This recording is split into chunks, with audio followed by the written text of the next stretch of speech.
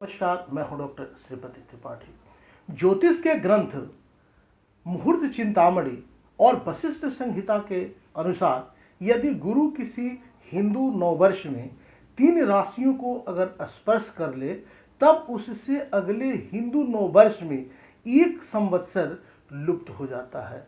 आपको बता दें कि ज्योतिषीय काल गणना पद्धति में कुल 60 संवत्सर बताए गए हैं, जिनके नाम प्रभव, विभव, शुक्ल, प्रमोद, प्रजापति आदि हैं और यह एक विशेष क्रम से चलते रहते हैं। पिछले वर्ष 24 मार्च 2020 को हिंदू नववर्ष यानी चैत्र शुक्ल प्रतिपदा को प्रमादी संवत्सर था, जिसके फलों में प्रजा में रोग, पीड़ा और राजाओं में विग्रह आदि कहे गए थे।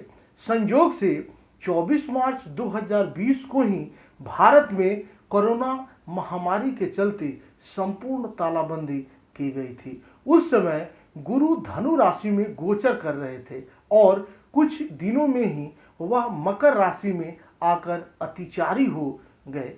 गुरु सामान्यतया एक राशि में 1 वर्ष तक रहते हैं, लेकिन मकर राशि में वह 10 माह तक रहने के बाद इस वर्ष हिंदू नववर्ष आरंभ होने के 3 दिन पूर्व ही कुंभ राशि में प्रवेश कर चुके थे। इस कारण से गुरु ने धनु, मकर और कुंभ तीनों राशियों को एक ही हिंदू नववर्ष के समय स्पर्श कर लिया था। अतः प्रमादी के बाद आनंद संवत्सर का लोप हो गया और राक्षस संवत्सर का उदय हुआ है।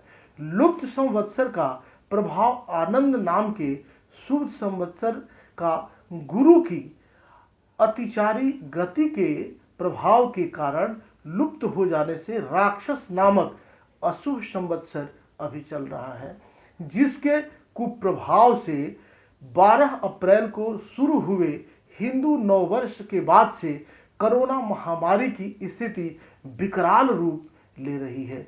मई और जून के महीनों में राहु वृष राशि में चलते हुए अपनी प्रतिकूलता को बढ़ा देंगे। इससे कोरोना की दूसरी लहर में लोगों को अभी और सतर्कता, अपने आप को जितना हो सके बेहतर लोगों से दूरी बनाकर सजगता से काम लेना होगा। 23 मई को शनि जब मकर राशि में श्रवण नक्षत्र में वक्री होंगे तब केंद्र सरकार को कोई बड़ा फैसला लेना पड़ सकता है। यह जो समय है कोई बहुत गोपनीय या कोई बड़ा निर्णय लेने का है। सामान्यतः एक पूर्णिमा से अमावस्या तक 15 दिनों में 15 तिथियां होती हैं, लेकिन कभी कभी किसी एक तिथि के क्षय हो जाने के कारण या लुप्त हो जाने के कारण पक्ष 14 दिनों का होता है, तो कभी एक तिथि के बढ़ जाने पर पक्ष 16 दिनों का भी हो जाता है। लेकिन इस वर्ष दशकों बाद ऐसा संयोग बन रहा है जब कोई पक्ष 13 दिनों का हो रहा है। इस पक्ष में 2 तिथियों का क्षय यानी लोप हो जाएगा।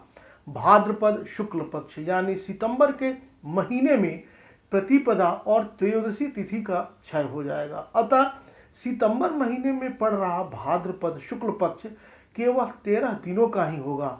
8 सितंबर से 20 सितंबर तक रहने वाले 13 दिनों के इस अशुभ पक्ष के बाद कोरोना महामारी की तीसरी लहर भी भारत में आ सकती है, ऐसी आशंका है।